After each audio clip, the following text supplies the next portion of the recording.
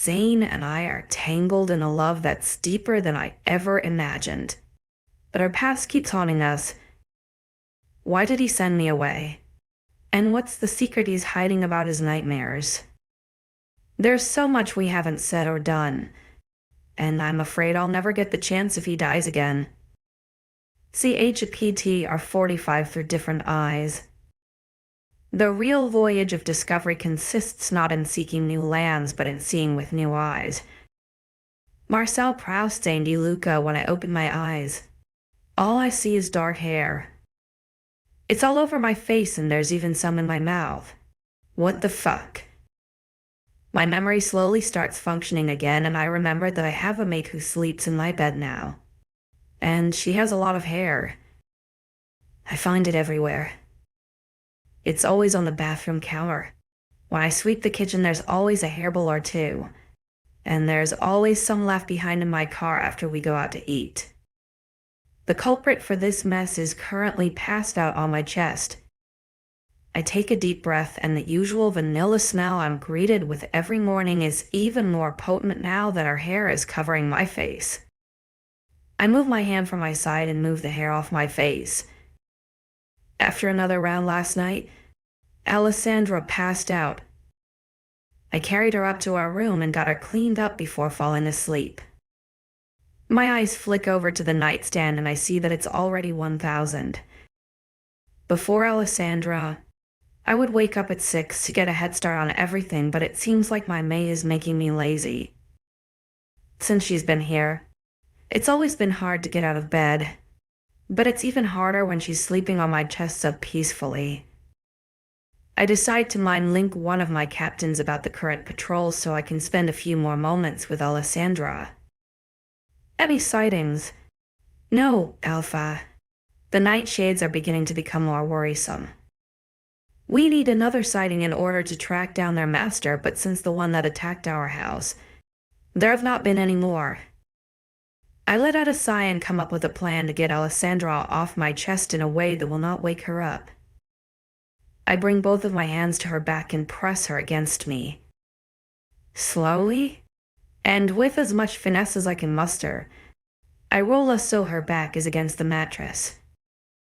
She moves and I still, waiting for her to awaken, but she doesn't. By going into a push-up position, I'm able to get off the bed and keep her asleep. I tiptoe out of our room and breathe out in relief. Never thought I would have to sneak out of my room, but here I am. Well, that's weird. I whip my head to the side and see Hero standing there with a smug grin on his face. Going somewhere, Alpha? What are you doing here? I kept a straight face, but I was shaken up inside. No one has been able to get into my house without me noticing. Ever. Having Alessandra around was causing me to let my guard down. Thought we could go for a run. You know, like we used to before you became a one-pussy man, Hero says jokingly. I'm tempted to roll my eyes at him. He's one of my closest friends and I trust him with everything. But Hero has slowly morphed into someone who no longer makes the best decisions for himself. Once upon a time, he was the one pushing me towards 𝐊𝐬𝐬. But now he has a membership to the I Hate Women Club. 2 words. Jacqueline Freeman. I'm about to tell him that I'm willing to go for a run since it will give me a chance to see the pack perimeters for myself when the door behind me creaks open. I watch Hero's eyes widen as they begin a slow perusal of the woman behind me. I don't have to look behind me to know that Alessandra looks sexy as hell, so I go with my first instinct and punch him in the jaw. My punch sends him flying back and I hear Alessandra reprimand me. I turn to face her and anything I was planning to say dies in my throat. Sometimes I think the goddess is punishing me because there is no way I will be able to go our whole lives without killing someone for looking at her the wrong way. I pride myself on being rational. Being methodical has been ingrained in me by my father. Yet every time I see this woman, it's as if my brain wipes away everything else and all that's left is there. Stop staring at me like that. You just punched your friend for no reason. 𝐊𝐢𝐬𝐬𝐷𝐐𝐢𝐬? She angrily walks back into our room. I definitely take my time watching her go. Speak more Italian to me, ally. It really gets me going. I shout back at her. Seriously. She's calling me crazy when I'm just doing my job.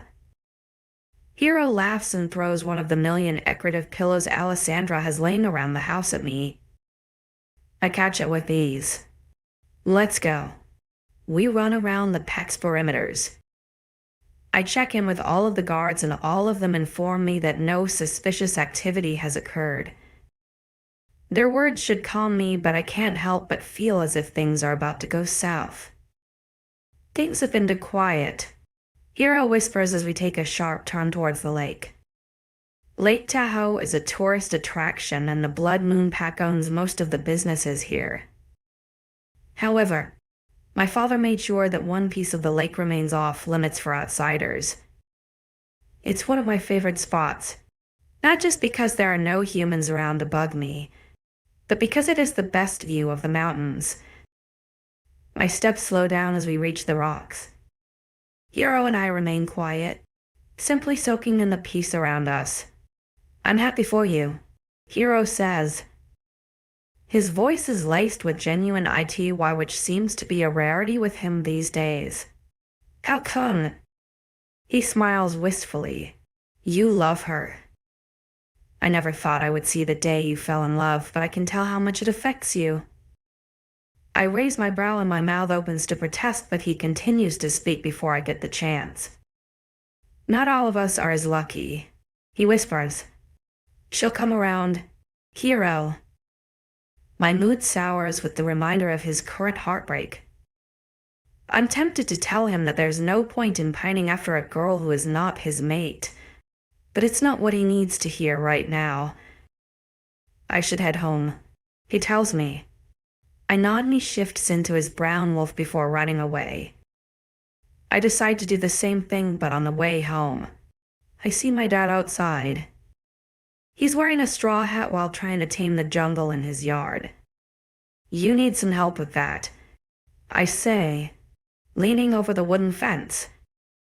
You don't know nothing about gardening, boy, he responds. Sure I do. You plant some seeds, then pull some weeds. Easy enough. He gives me a blank stare before continuing his work. Your mate is much more helpful than you are. She just pities you, old man. Who you call in old? I'm barely 80. For an 80-year-old, he looked 40. He'd probably look younger if my mom was still around. How did you visit with the Romanos go? Good, I guess. Antonio was glaring at me and Isabel was acting like something crawled up her ass and died. I tell him. She's always been like that, wish you would have seen it back then. It sure would have saved you the trouble now. Anger courses through me, mostly because he's right. Nonetheless, I do not need a reminder of all the ways I've fucked up from my father. You've never liked her. Damn right. I still can't believe you chose the wrong twin. It was so obvious. His words puzzle me. I stand up straighter and wait for him to elaborate. What's that supposed to mean? He drops his gardening tools and chucks off his hat. Tell me, son. How many times did you bring Isabel over to our house? Twice, I answer, unsure of where he's going with this. And why was that? I try to put together a response, but I honestly don't know the answer. It would have made more sense to be at my house more now that I think about it. My dad was rarely home, so we wouldn't be disturbed, but I always insisted to go to hers. You want to know why? Maybe it had to do with someone else who was there, no. Maybe or Wolf was unconsciously leading you to your mate and you were too blind to see it. That doesn't prove anything. It doesn't. Then how about the time you demanded I command Alessandra and Jaden to break up for no reason? I do remember that. The sight of them together just irked me. Sue me for wanting to spare my eyes from that visual assault. I didn't. You were 4 years old when you first saw the twins and you begged your mother and me to take her home. You didn't ask for Isabel, but you damn near threw a fit for Alessia. I was not aware of this. So do you understand it now? Zane, I just wanted what was best for you, and Isabel was not it. I never get the chance to reply to him because a screeching scream pierces the air. It rattles me to the bone, and I don't even think about my actions.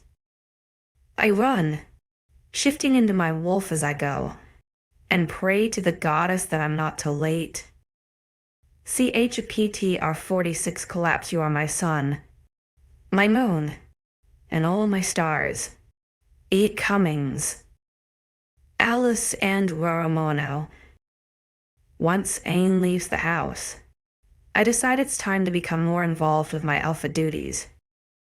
I already have a medical plan developed for my time in Italy, but I want to focus on training the pack. Honestly, there's not much to do financially. Business is booming and all the books are taken care of by 𝐿𝐢𝐴𝐷. Just as I'm about to enter the home office, a scream echoes through the air. Oh my goddess. I run out the door and shift into my wolf. There's no doubt in my mind that scream came from a Nightshade, but the fact that they have no scent makes them nearly impossible to track.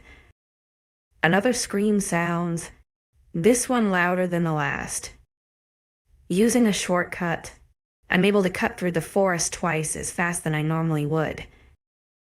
A whine escapes me as I take in the scene in front of me.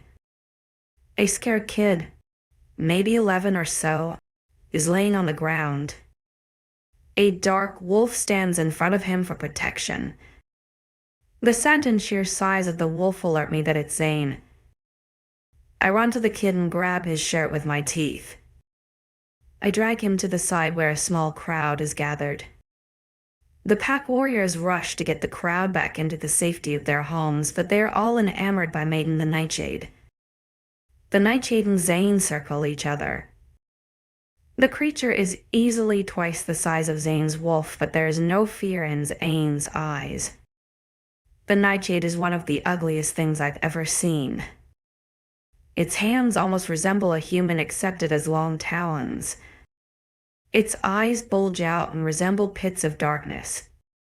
Even though it looks like something straight out of a horror film, there is no doubt about who the real predator in this situation is. Zane's jaw locks onto the Nightshade's leg. The creature screeches into the air and uses its talons to rip Zane away. He falls to the floor and I cry out. It comes out as a sad howl in wolf form, but it gets his attention. His wolf-skulled eyes lock on mine and he pushes himself up.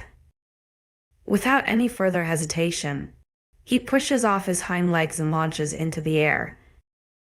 His sharp teeth dig through the tough skin of the Nightshade and latch onto its throat. With a sharp tug, he pulls out its throat.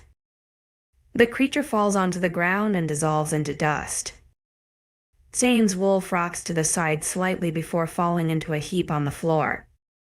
His body spasms before shifting back into his human form. I follow his lead and rush to his side. Oh my goddess, I whisper. His chest displays 3 deep scratches. Each of them is oozing blood, and it does not seem to be healing. Zane, I cry as I fall onto my knees beside him. His face is losing color, and I can feel the pain from his wound begin to blossom in my chest. Is it hurting you? He chokes out. Hurting me. You're the one who looks like he's 2 seconds away from death, I reply. He smiles, but it quickly morphs into a wince. Get Donata. Now on it. Ricardo is going to get Donata and she will be able to help you. Okay? I realized we haven't gone on a date yet. He says. I can tell by his eyes that he's out of it. He won't be able to stay conscious for long. That's not important right now, I tell him. His eyes become �𝐸𝐴𝐲𝐼 and I can feel the tears prick my eyes. If I survive this, we can go on one. I'll plan it. He chokes on the last few words. Stop. Please. You're going to be fine. I whisper. Knowing you was my greatest honor. Little wolf, he rasps. Alpha. Denota shouts. She falls to the floor beside me and grabs her woven satchel. Her hands are frantic as she searches for whatever it is she is looking for. Luna, I need you to hold his hand, she orders. I'm about to ask her why but think against it. There is no time to waste. His hand is cold to the touch. So cold that I nearly flinch. It's limp against mine, and I wonder if he's already on track to becoming a corpse. The thought makes my heart hurt. I envelop his hand with both of mine and send a prayer to a goddess. Please, The scream escapes my lips as the pain becomes sharper in my chest. I know it must be excruciating for Zane if it is this bad for me. It's an odd trait that we werewolves have. Whenever our mate is in pain, we can feel it. It's only a small fraction of what they feel, but it serves as a reminder to our kind. We are born for each other. We share our pain and our struggles. There is no time where we turn away from our mate because their soul is tied to ours. Denota's frail hand rubs a dark paste over Zane's wounds. At first, I wonder if it has any effect since he continues to stare at me with glazed over eyes. Then I feel his arm begin to twitch and a loud scream of agony fills the air. His grip on my hand is nearly unbearable as he bucks on the ground. His screams are painful and I cannot stop crying. Goddess, why can't I stop crying? Zane, it's okay, I tell him. I don't know if he hears me over his screams, but I try to lend as much support as I can. It's such a terrible feeling to sit there and watch him in pain. There's nothing I can do to help him, and it's tearing my heart in half. I stroke his face gently in an effort to calm him and myself. Feeling his smooth skin beneath my fingertips helps me ground myself. He's here. He's alive. I continue the movement and give myself a chance to look around. Most of the pack has left, but some of the higher-ranking Gamma, S, and Deltas remain. I recognize the majority of them to be captains.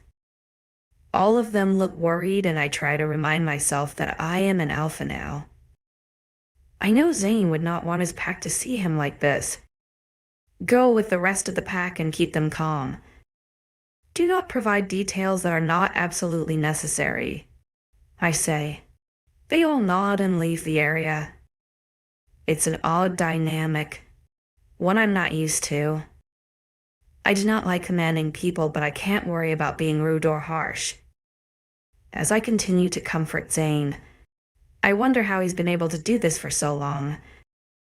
While he was not officially alpha until a while ago, Giovanni always put pressure on Zane.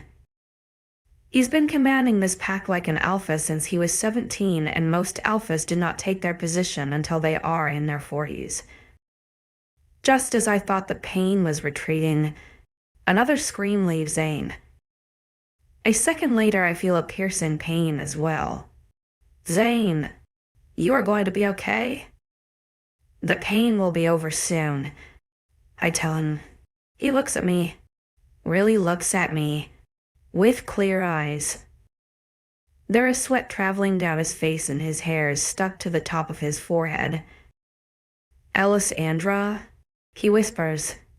It's so light that I am not even sure I heard it.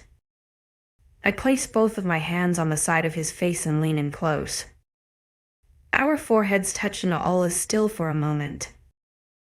I'm here, I whisper, as the tears continue to stream down my face. His mouth opens and I wait for his words, but they never come. 𝐊𝐢𝐳 Forgiveness does not change the past, but it does change the future. Alessandra Romano. He isn't getting better. Hero and Ricardo helped me carry him into our bedroom a few hours ago. I've been sitting here, waiting to see the lashes in his chest get better, but they have stayed the same. His hoodie acts as a protective blanket around me. I try to find comfort in his scent and the warmth of the sweatshirt, but my heart will not stop pounding. The sound of my family and friends downstairs registers briefly before the ringing in my ears continues. All of them refuse to leave, and I'm grateful for it. I reach for his hand and hold it tightly. Please. Donato said he will heal, but I can still feel the ache in my chest from his injuries. It hasn't lessened and my hope continues to diminish. The slow sound of the door creaking catches my attention. Through the small sliver of space between the door and the wall, I see familiar hazel eyes staring at me. I wonder what it would be like if Isabel and I weren't so estranged. If we were just sisters who fought sometimes but always had each other's backs.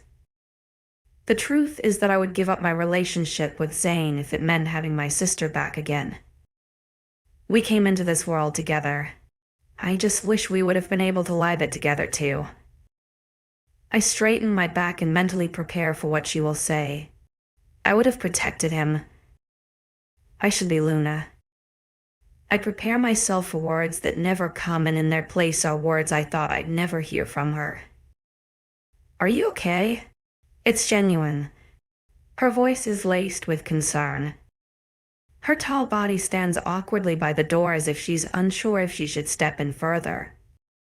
I catch her eyes flit around the room and pause on Zane momentarily. Inside, I wonder when she became this person. I try to remember the sister who was always at my side instead of the one who humiliated me in front of my pack. Yet, when I reach into the crevices of my mind, the image of the Isabel I want to remember becomes muddled with the one that stands in front of me now. I'm okay. My response is meant to be dismissive, but even I can hear the uneven tone of my voice and the shaky breath that leaves me. Oh, 𝐿𝐲. I'm not okay, and if I don't see Zane's dark eyes again, I'm not sure I ever will be. Despite our differences, Isabel might win, and I know she sensed my despair the second she walked into the room. She walks over to me and pulls me out of bed. I open my mouth to protest, but the strength to form words has left me. I follow her to the large glass doors that led to the balcony outside. There is a small table out on the balcony that used to be unused. It was dusty when I moved in, but I already had a picture in my mind when I saw the setup. It was the perfect place to drink coffee and just enjoy the beautiful view in the morning. Initially, my image was one of me, sitting on one of the two chairs and sipping my hot coffee slowly. I never expected Zane to join me, but he did. Every morning he would make coffee for him and I. His mug was smaller and a dark blue color, but mine was big and purple. Granted, I like my coffee with more creamer than actual coffee, but I still consider myself a caffeine enthusiast. Zane never stopped making fun of me for my coffee choices, but he was crazy because he drank his coffee black. Yuck. The unused wooden table slowly turned into a morning ritual, and the sight of it sitting there, our mugs still standing next to each other, breaks me. I crumble to the ground as a sob escapes me. I know I shouldn't cry. I need to be strong for him, but this fear is crippling. It slowly infected my entire body, and I can't. I just can't. It's going to be okay. Alessandra. The words are whispered to me with sincerity, but there's still a hint of doubt in there. Isabel helps me up from the floor and sits me down on a chair. I feel my body move, but my brain cannot process it. Zane. Zane. Zane. My heart aches with every beat. My lungs tighten with every breath. And my limbs feel as if they are out of my control. You're the strong one, Alessandra. 𝐈𝐴𝐵 whispers. She brings the seat over from the other side of the table and plops it down next to me. Her words reach my ears, but it sounds like I'm underwater. Am I drowning? It feels like I'm drowning. Alessandra. The noise startles me. I bring my eyes up to Isabel, who stares at me with sadness and worry. You will be okay? But you need to be okay too. Okay? Okay? Okay. I'm so sick of that word. I'm okay. No one really knows if 𝐿𝐴𝐸 will be okay. How can I be okay when a day might be the last day I see my mate live? I try my best to gather my thoughts and give my full attention back to Isabel. In the back of my mind, I am still plagued with thoughts of Zane dying, but I try to put my trust in Nana. She said he would heal, so he will. I take in the sight in front of me. Isabel's always kept her hair short because our mom used to have our hair flowing down our backs when we were young.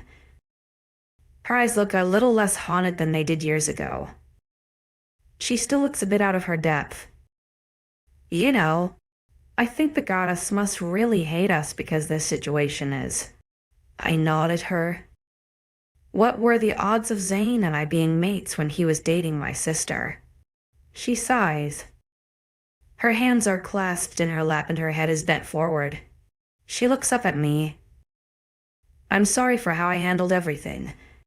I was just angry.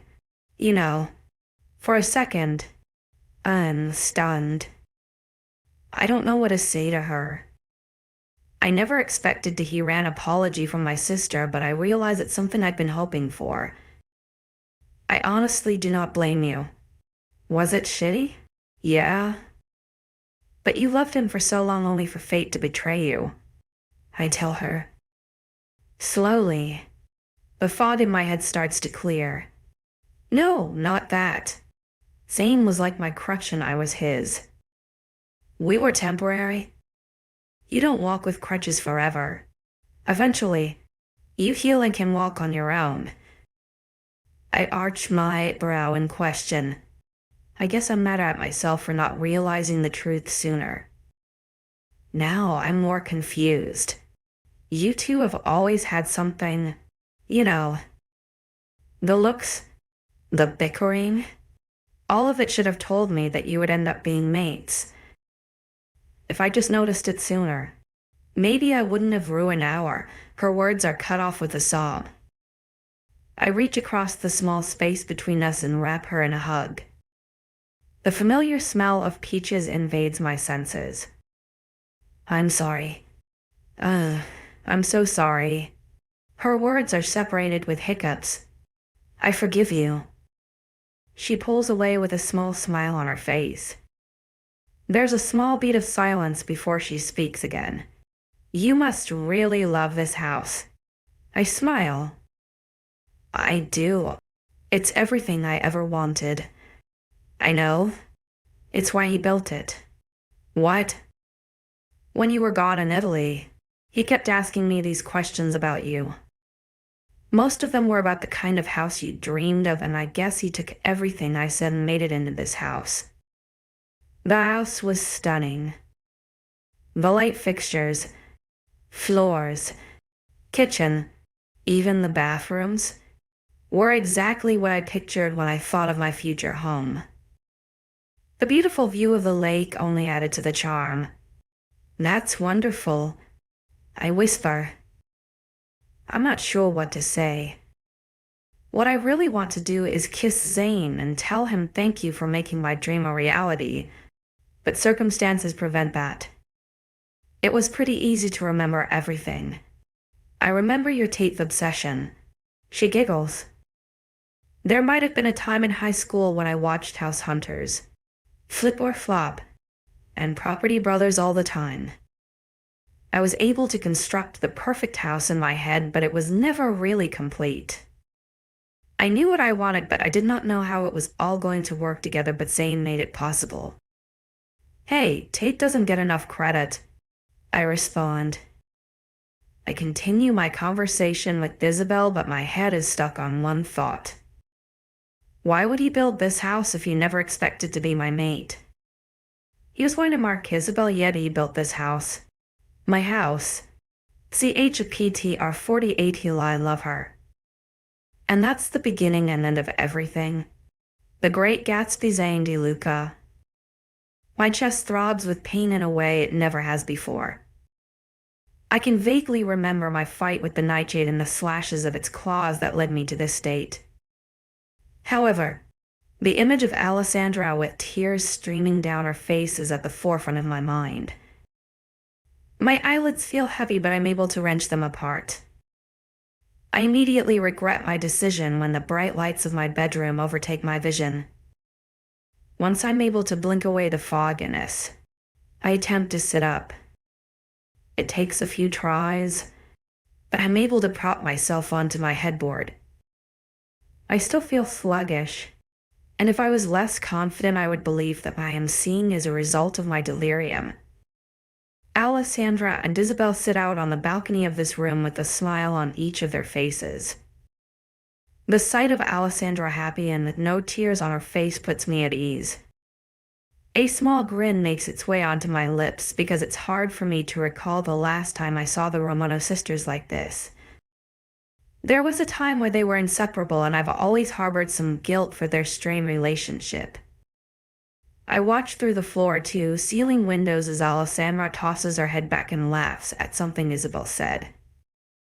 If I did not feel like my body was run over by a bus twice, then I might have been able to use my werewolf hearing to eavesdrop.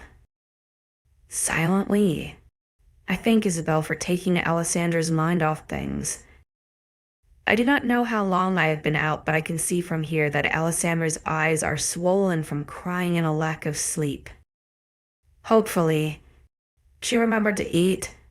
I feel too weak to call out to her, so I opt for mind link. 𝐿𝐢𝐬𝐬. Her head whips to the side with such speed that I almost think I imagined it. She pushes up from her chair, the piece of metal falling to the ground, and uses her supernatural speed to get to me. For a second, she just stands there, taking me in.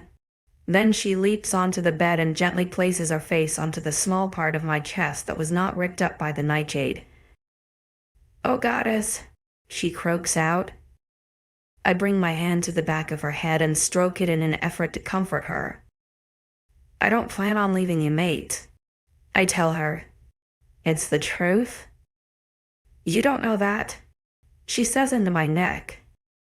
It's said with contempt.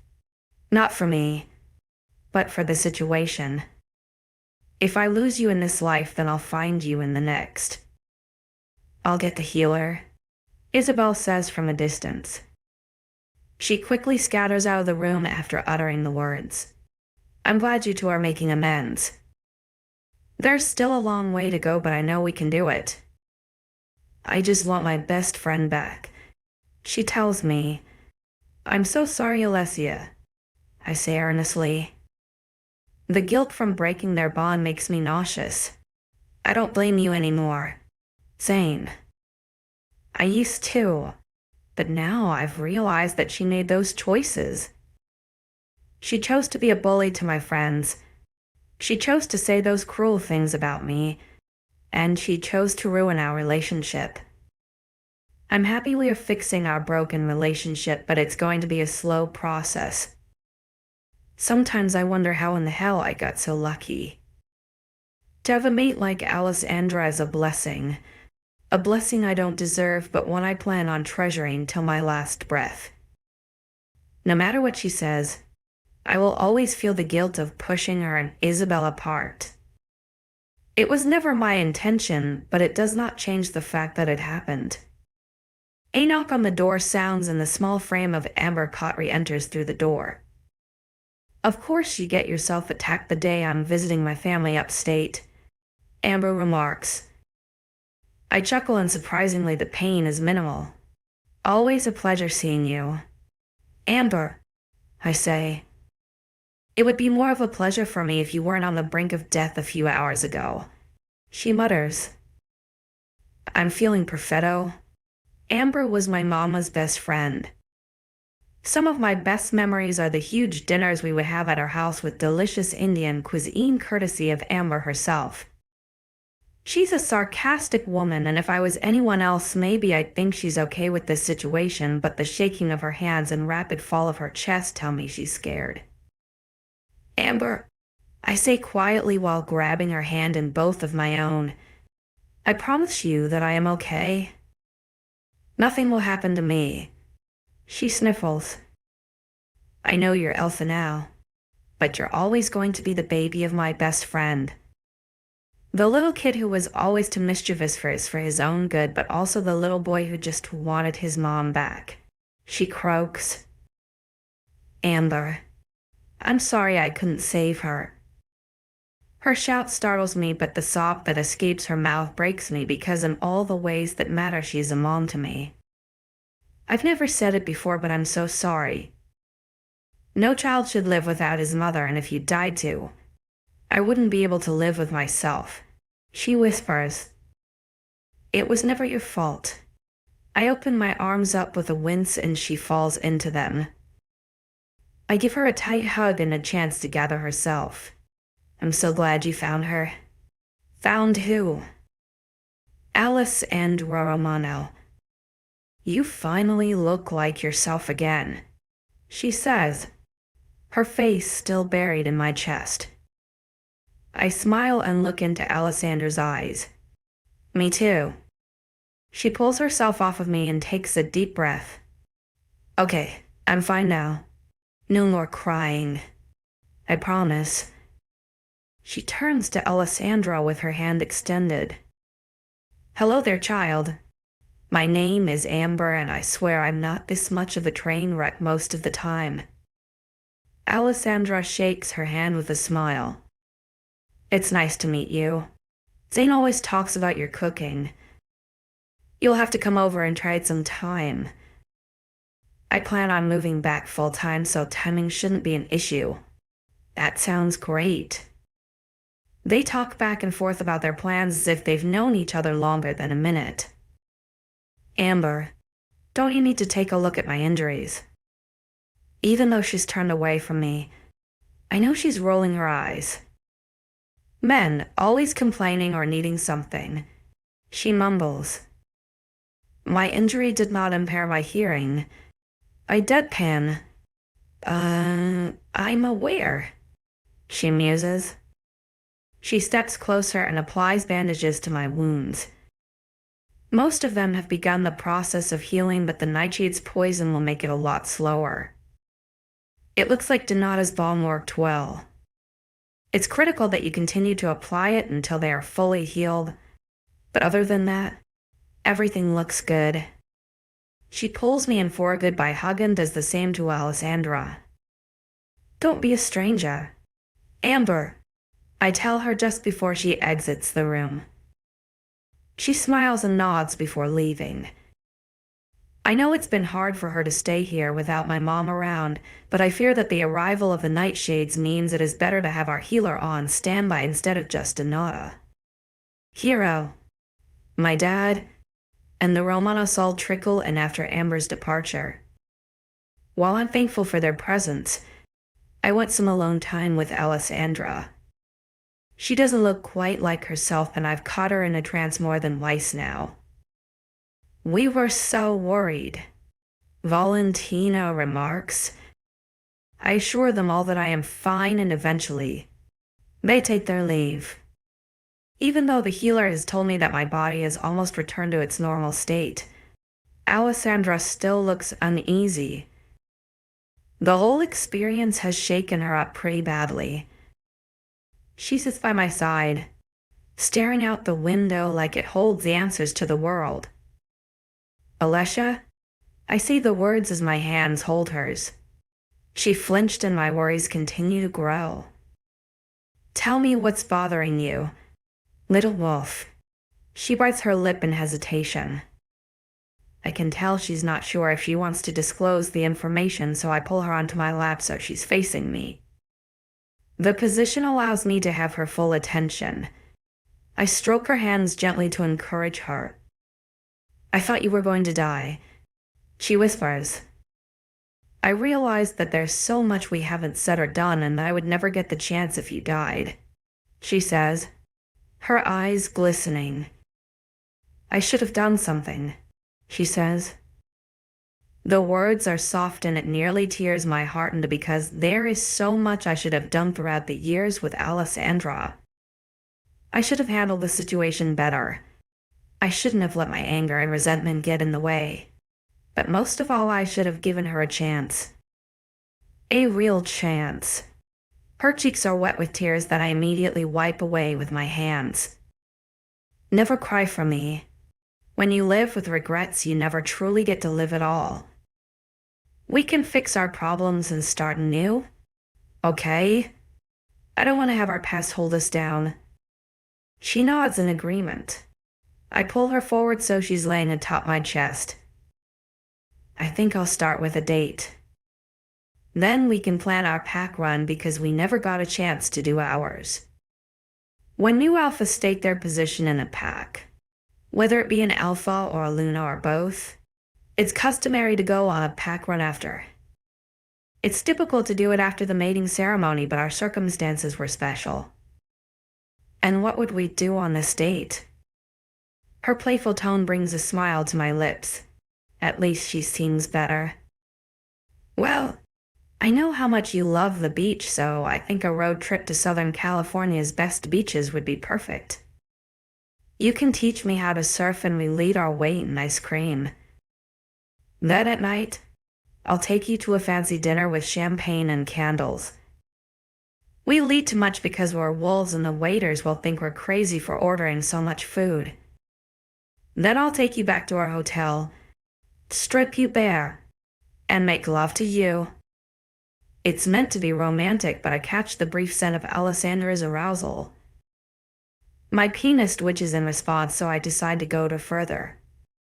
Maybe I'll have you put on whatever skimpy bikini you wore to the beach that day.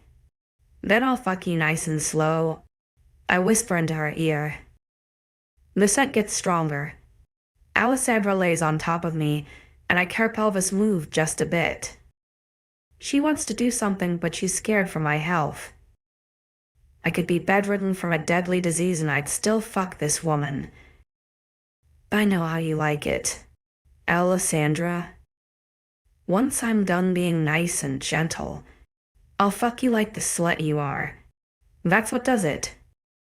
She loses the small shred of control she had left and starts to grind against me. I'm only in my boxers, but Alessandra has running shorts and a t-shirt on. Tell me why I'll fuck you like a slut. Alnor. Because that's how I like it. She pants, desperate for more friction. Her hips move faster against the bulge of my cock, but they don't lose their precision. Take off your clothes. I growl. She obeys instantly. I watch as her hands reach for the bottom of her shirt. She pulls the material over her head and holy fuck, she doesn't have a bra on. Her shorts are the next to go, but I don't have the patience for her to hop off my dick and take them off. Wait, I tell her. I will myself to extract my claws. They come out with a pop and I easily use them to slice through her shorts. Her white lace panties are all that remain between me and her. With as much gentleness I can muster, I use my middle and ring finger to stroke her clit, making sure to use the curved side of the claw. A shiver passes through her body. It might be fear or arousal, but I suspect it's both. Werewolf claws are very sharp. I've used them to pluck out people's eyes, rip out their hearts, and much more. However, this is a first. I continue to stroke her lightly with very little pressure. Then, I peel away the part of her underwear that sticks to her opening. The wetness from her vagina coats my claws as I pull away the fabric. With one slice, I've made a hole in her panties. It's the perfect size for her to impale herself on my cock. She arches her groomed brow at my actions but doesn't question it. I let go of her panties and put my claws away. She immediately gets back to business. I watch as her dainty hand grips the base of my dick. It takes a lot of effort to not touch her, but I want her to control this. For now. With her hand still at the base, she angles her pelvis so the head of my cock brushes against her clit. She moves her hips forwards and backward. Each movement leads to her clit rubbing against my cock. Fuck. She lets go of my cock and grasps her breasts. Zane. She moans. She starts to hump me. It's slow and full of finesse that drives me mad. She brings her face forward and captures my lips in a kiss. It's slow and sweet. My tongue caresses hers with delicacy and patience. I pull away to watch as she squeezes her breasts. Her mouth is open and releasing the hottest little sound. Just when I think she's going to kill me, she grips my cock again and lines it with her opening. Yes, yes, yes. Then she fucking teases me again by rubbing the head against her heat. I growl. She smiles at my discomfort, and before I know it, she's impaled on my cock. Fuck. I mutter. She winces from taking all of me in one go. I angle her hips forward so she can alleviate the pain with some friction on her clit. She moans at the pleasure caused by the stimulation. Her hips rock forward and backward to cause more of the pleasurable feeling. Then, she pulls herself almost completely off my cock before slamming back down again. Fuck. She grins at my response before doing it again. Once her rhythm is built, Alessandra rides me like I'm a stallion, and fucking hell, it feels amazing. Every time our skin meets, it feels like an out-of-body experience. The sensations are so intense that I can feel every nerve in my body. My hands rest below her ass to provide support as she bounces on my dick. The view of her just taking charge and lost in her own pleasure is almost enough to make me come. I hold off because this is not going to be over so soon. I feel her body tense as her orgasm approaches. She's almost there, but she just needs a little bit more. Grab your tits, I rasp. She complies. Now squeeze your nipples for me. Her fingers pinch the sensitive brown buds. Just as she begins to roll them between the pads of her fingers, I bring my hand forward to rub her clit. The stimulation sends her over the edge and she chants my name like a prayer as she comes. Her pussy squeezes my dick like a vice, but I'm not done with her yet. I squeeze her ass in my hands and flip her onto her back. For a moment, my chest stings, but the pleasure outweighs it. I retreat from her entrance and slam into her again. I can always figure out the angle she likes by the little whimpers that escape her lips and the scrunch of her face as pleasure consumes her. Fuck. You're soaking wet for me, aren't you, baby? I hold her chin in my hand as I deliver the words. She nods in response before letting out a long moan. I thrust forward with more speed, each movement making a loud thwack. I start to feel Alessandra's pussy convulse as she comes again. Zane. Zane. Oh. The words die on her lips as the last wave trembles through her. My cock shoots out semen right after. I slowly pull out of her, watching the white substance leak out of her. With my little and drained fingers, I rub my cum into her pussy lips, her entrance, and onto her thighs. She shivers at the contact. This is when you look the best, I whisper. I lean forward so our chests are touching. She stares at me with her piercing eyes. They are slightly dazed from pleasure, but I love it. I gather the remains of my release onto my fingers and slowly massage them onto her nipples. Her back arches off the bed. I know how sensitive her nipples get after sex, which makes this more pleasurable for her. Thoroughly fucked like my slut, with your hair all messed up, flushed cheeks, gleaming eyes, and my cum leaking out of you. I whisper directly into her ear. Oh, goddess saying we can't go again. It's bad for your injury. Her words don't match her actions because she's already trailing her fingers down my ABS and towards my cock. Dirty words always do the trick with my mate. You're never going to be bad for my health. Now get on all fours. They aren't empty words. I'm fairly certain she revived me with her body. We end our night with a couple more rounds before we pass out from exhaustion. Just before the darkness claims me, I wonder how I ever lived my life without this woman. A life without Alessandra is like a life without color. A cold existence with darkness and nothing to give it life. That night, I fall asleep with thoughts of my mate but wake up to the horrid nightmare that has not stopped plaguing me for the past 2 years. 𝐶HPTR49 the boy and the man. If you don't let your past die, then it won't let you live. Alessandra Romano. When I first saw Zane De Luca, I was 5 years old. He was 7. Even at such a young age, he carried himself with a swagger that only an alpha could obtain. He looked at me and I looked at him, but then we walked past each other. I saw him again and again because my father was beta. He was happy all the time. I remember being jealous of his bright smiles and the gleam in his eyes, like he was prepared to handle everything. Then when I was 8 years old, I watched his smiles die. It was a sad death that led to a stern expression being permanently glued to his face. Sometimes I would pray to the goddess to bring his smile back, because even though the boy and I weren't close, I missed the smiles he directed at me. I missed the gleam in his eyes. I guess his swagger was something I envied, but at least I knew it was obtainable. Because Zane De Luca, a boy I knew, walked like the world was at his feet, until his world erupted in flames. That's why the sight of him smiling and laughing boisterously with my brother makes my heart happy. He's sitting on one of the 4 bar stools that surround the kitchen island as Ricardo tries to prepare something on the stove.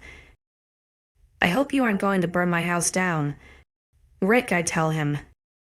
Not sure if your brain is working right now, Alessandra, but I'm the best cook out of the Romano siblings.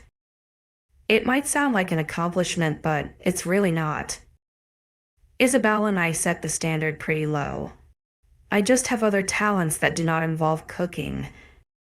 Him and Zane share a look, like that ugly contraction on your couch. I look towards the gray couch and see my colorful blanket hanging off the armrest. It is not ugly. I made it myself and it looks like the picture I was following. It does not look like the picture at all, but I will not be sharing that with my older brother. You should do everyone a favor and throw it in the dumpster, he mutters into his mug of coffee. Excuse me. That's for Nona. His eyebrows nearly shooting into his scalp. 𝐶HPTR, you are better off giving her a dead squirrel. That thing is horrendous, he says like I'm a child. Don't call me that. Zane, tell him the blanket is nice. The blanket is nice, Zane says with no conviction. I frown at them both. Whatever, Nana will like it, I grumble. Ricardo opens his mouth, most likely to insult my blanket again, but I beat him to it. Zane, no going to the pack house today. You need to rest. Oh no, I'm fine, he says no. It's better for you to refuel at home for a bit. I can handle it. It's too much. Zane and I had found our groove when it came to pack work. I stuck with measures of safety, training plans, and keeping our relationship with other packs strong. Zane leaned more towards the financial aspect and disciplinary actions. It is a lot of work to take on by myself, but I can risk Zane stressing himself out too much. I'm going to head over to the pack house right now, and Ricardo is going here to make sure you don't follow me, I tell him. I go over and place a light kiss on his cheek, but he pulls me back by the wrist and lays one on my mouth. "My Luna," he whispers, as he pulls away from me. The Blood Moon Pack has been successful since Zane De Luca, but I never thought we would achieve such greatness. In the short time, Zane has been alpha. He's brought in tons of revenue to our businesses. The books have never looked better. It's not easy to run a pack. People disagree with leadership. There's usually some sort of threat, and money is typically tight. However, this is not the case for us. The pack has stayed loyal to the De Lucas as the alpha family. Business is booming, and our only worry is the Nightshades. Sitting at my desk in the pack house still seemed unreal. It was a grander room made mostly of mahogany. It honestly looks like it belongs to some aristocrat of the past and not in the 21st century. When I first started making it my own, I tried not to change its origins. This room has been locked since Lucille De Luca's death, but when it was given to me, everything was clean to perfection, and a vase of white roses stood atop the large desk. I instantly knew that Zane had cleaned the room, and it made my heart clench because I knew how hard it must have been for him to clean the space once ruled by his mother. Now it was a little bit more like me. I had someone hang a portrait of Zane and me above the fireplace. It's similar to the one from Italy of Lorenzo and Rosina, but ours is more jovial. While theirs was simply a picture of them staring ahead with straight faces, ours is passionate. It's the exact moment Zane and I marked each other. His hand is pulling me close and my neck is tilted back to look into his eyes. It's perfect, and I'm glad there was an artist in the audience who was able to commit the picture to memory and transfer it onto a canvas. Next to the fireplace is a bay window where the books I'm currently reading lay around haphazardly. My desk sits directly across from the large door that provides entrance to my office. I have pictures of my family and friends laying about, but most of it is covered by paperwork. By the time I've sorted through all the stacks and taken care of everything urgent, it's time for the pack meeting. Truth be told, I could have finished sooner, but there are some questions that have plagued my mind for a while. Sometimes, I'll wake up to Zane squeezing me tightly to his chest. It's always after he has a nightmare, but he's never told me what these nightmares entail. I've waited patiently, but I think it's time to confront him. Then there's the other question.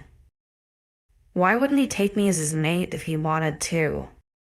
He claims that what he felt for my sister does not compare to what we have. But if he felt this way, why send me away?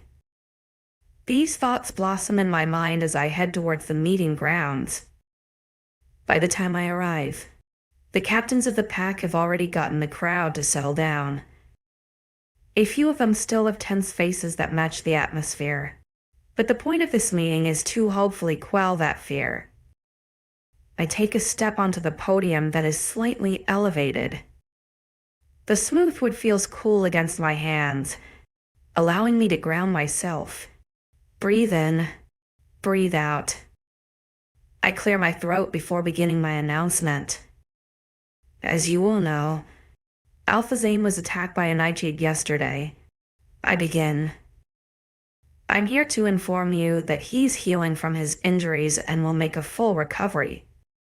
Cheers erupt in the crowd after the good news about their alpha's health is said. As your alpha female, I am here to assure you that the Blood Moon Pack will not bow to these creatures. We will fight and we will win. More cheers reach my ears. For your safety, we have made stricter patrol procedures. As a result, travel between packs in California has been halted. A few sounds of discontent made their way to me. While the Nightshades remain a threat, your alpha and I have planned a pack run and barbecue in celebration of our union.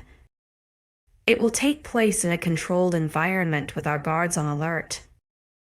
Since the Nightshades are only active at night, it will take place during daylight. This was technically out of the norm.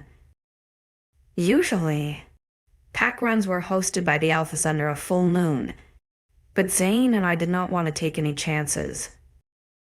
With a few more words, I'm able to take my leave and head home to my mate.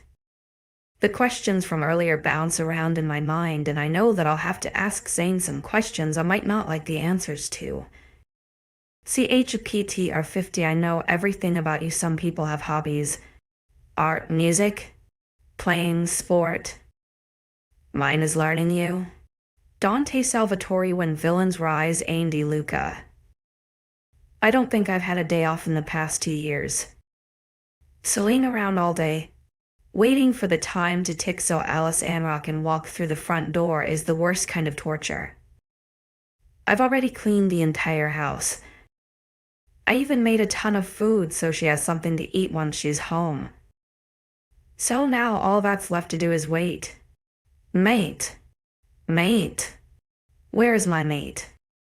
You sound like a puppy with separation anxiety. Those are the perfect words to describe you. I wonder if everyone has such a smart-ass wolf. I lean back against the couch and try to relax. The plush couch does nothing to ease my impatience, so I begin to fiddle with my rings. The onyx one was a gift from Hero. The silver one was made from one of my mother's necklaces. It's a soothing motion. Each rotation helps my mind focus on something that is not the absence of my mate or the lack of productivity from today that is weighing me down. Click. Finally. Alessandra steps into the room looking hot as hell in her office wear. I'm tempted to take her right there against the wall, but the look in her eyes gives away her inner turmoil. Her hair is pulled back in a low, messy bun. Even though she looks like she is ready to conquer the world, I can see the worry in her eyes and the tired set of her shoulders. Immediately, I'm on high alert. Did someone from the pack disrespect her? I push the thought away instantly because the only emotion Alessandra shows when she is challenged is anger. She can handle herself just fine. Slowly, I lift myself from the couch and walk over to her. Her index finger hooks into her heel and slips it off. She repeats the motion on her other foot. I wrap my arms around her waist and pull her into me. What's wrong? Little wolf. Her hands push against my chest and she slips away from my grasp. I watch as she walks into the kitchen and grabs a water bottle from the fridge. She doesn't twist the cap off and take a long drink. Instead, she holds it in her hand like a safety net. Alessandra. She continues to stare at the water bottle like it holds all the answers in the world. I try not to get annoyed, but I can't help it. She won't even look at me. Alessandra De Luca. Don't call me that. I freeze. Her voice is shrill. I can feel her anger, but the strongest feeling I'm sensing from her right now is confusion. You are my mate, I tell her, so you think you owe me. I'm so thrown off by her mood that I can't even think of what to say. I thought everything was perfect between us this morning. Is this about her blanket? I told Ricardo it looked nice. What more could I say? You're mine and I'm yours. Alessandra. It goes both ways. I finally blurt out. Her hands leave the bottle and press against the marble countertop. Maybe I don't want to be yours, she states. What the fuck is wrong? Alessandra. You won't even tell me where your behavior is coming from. Her answer comes quickly, almost as if it was rehearsed. My problem is you. You're acting like we're this 𝐊𝐢𝐬𝐩𝐿𝐷𝐐𝐿𝐷 couple, but we're not. You almost died and I realized how little I know about you. You never told me why you sent me away. You never talk about your mom. You never talk about my sister. It's like we have all these issues that need to be resolved. I don't even know what the hell you've been doing for the past 2 years I've been gone. I pause at her words, and then I laugh. I laugh with anger at her ridiculous complaints. I know everything about you, Alessandra, I tell her. My voice must show my anger because she finally raises her head to look me in the eyes. I know the foods you like to eat and I keep the house stocked with them for you. I know you're grumpy before you've had your coffee, so I make it for you every goddamn morning. I've known exactly what you've been doing for the past 2 years because I made the effort to know. You had Vincenzo spying on me, and you couldn't have done the same. I'm sure �K𝐤𝐤 and 𝐊𝐢𝐬 would have easily filled you in on my life if you ever gave a damn about it. She's silent, so I continue. I took the time to figure out what type of house you wanted even when I was sure we had no future as mates. I didn't understand why I did it back then, but maybe I just wanted to have a place that you couldn't resist living in because I knew you'd never lied in it for me. I know you never really hated your sister, even though she was a bitch. I know you can't sleep well unless you have a blanket. I know you want a tattoo, but you're scared of not liking it years from now. I know you love the lake, but you've always wanted to be closer to the ocean. I know you want to see the world one day. I know you, Alessandra. I fucking know you, she gasps. I know how much your family means to you. That's why I always encourage you to invite them here, but you rarely do. Instead, you go to their house, and not once have you invited me. And all those questions you have, Alessandra. Did it occur to you that maybe you could just ask me? I take a step closer to her because she stopped looking at me. I grab the bun at the nape of her neck and tug her head upwards. I know I'm not the mate you wanted. I know you never wanted to be Luna. I know you've hated me for a long time, but I've been trying to be better for you, even though I don't know what the hell I'm doing. I know I've made mistakes, Alessandra, but I am trying to repair them. It's just hard because it feels like sometimes I'm the only one making any effort to move forward. That's not true, she whispers. Isn't it? You've already painted me as this villain in your head. Everything I do is tainted by the fact that you're hung up on a relationship I had years ago. I constantly tell you how what I feel for you is much more than I ever felt for her, but you don't believe me. You sent me to another country, and you thrived there? You got to focus on your medical studies. You trained more. You made a ton of friends, and you broke out from your sister's shadow. You didn't give me a choice. This time I laugh in her face. You didn't argue with me, Alessandra. I say with a sadness that surprises me. It was a harsh moment for me. I remember when I told her I was sending her to 𝐿𝐿𝐬. I remember the tears in her eyes, but there was no fight in her. If there's one thing I know about Alessandra Romano is that she never does anything she does not want to do. I remember standing there waiting for her to fight back, to shout at me and call me names, but she almost looked relieved, as if I was a problem she wouldn't have to deal with if she was in Italy. It's stupid, isn't it? I was ready to change my mind. I told myself, fuck the dream. I'll make sure she never gets hurt, that she's never laying dead in my arms. So when she simply slipped out of the room, I felt defeated. You make it seem like I never wanted you, but don't fool yourself and pretend you wanted me. I did, if you stayed here. In 𝐿𝐴𝐻, would you have left me? She takes a step away from me, but I take one closer to her. Would you have taken my cock every night? Would you have been my Luna? Would you have lived with me? Would you let me sink my canines into your neck and claim you as mine forever? Her mouth opens to say something, but no words come out. Tell me. She closes her eyes. No.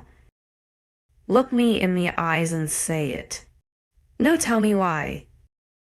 I know the reasons why, but maybe hearing them from her mouth will make me stop thinking about her all the time. Maybe the need to be by her every second will disappear. Because I hated you. She whispers why. I can't. Her voice breaks. Say it. Because you were with her. I didn't want to be in her shadow even with my mate. I've already been stuck there my whole life. And you were mean to me when we were little. I watched my mom be ripped apart. I'm sorry if I acted out when I was 10 years old. She winces. What else? I didn't want to be Luna. I had dreams. I didn't like you. You were egotistical and rude. I didn't want to love you. I didn't want to meet so soon. Her hand flies to her mouth as soon as the words leave her lips. A sad smile takes over my face. It's weird to have her words stab at my chest like this, especially when I was aware of most of these reasons.